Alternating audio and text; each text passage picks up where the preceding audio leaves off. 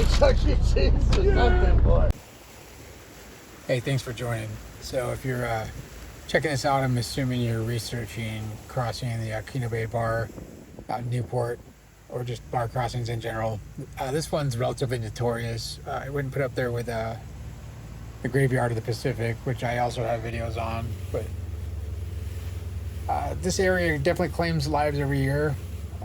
They filmed a season of Deadliest Catch here. This particular crossing is not a gnarly one. I found it interesting because, well, we crossed at night, but there was a dredge that was dredging right at the bar when we crossed here, and so it kind of illuminates it from two angles, so you get a good look at it even though it's nighttime. But you know, crossing this with a professional like Walter here from Real Time Fishing Adventures, it's not a scary bar to cross.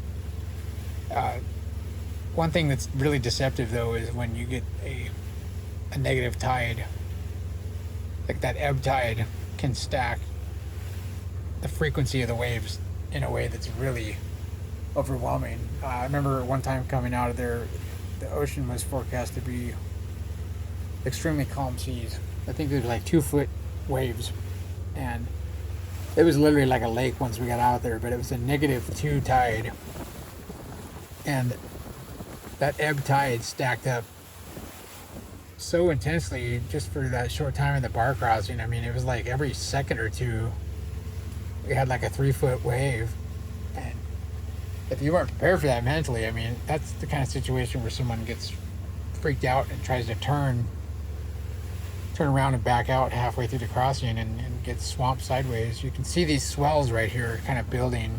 This kind of happens right at the bar at the mouth, and it's not bad right here, but you know, a calm ocean does not imply a calm bar. But anyways, I'll let you kind of observe this for yourself, but thanks for tuning in. If you're interested in more fishing content, I do a lot of different things, especially in Oregon and on the West Coast. Give me a subscribe, and follow me on Instagram at Real One Adventures. Right here, it's about to get to the mouth. You can see the swells starting to build, and get a good idea what it's like. But if you're looking to go fishing out of this harbor, don't hesitate. It's a blast. There's a lot of great fishing out of here. Thanks for checking in.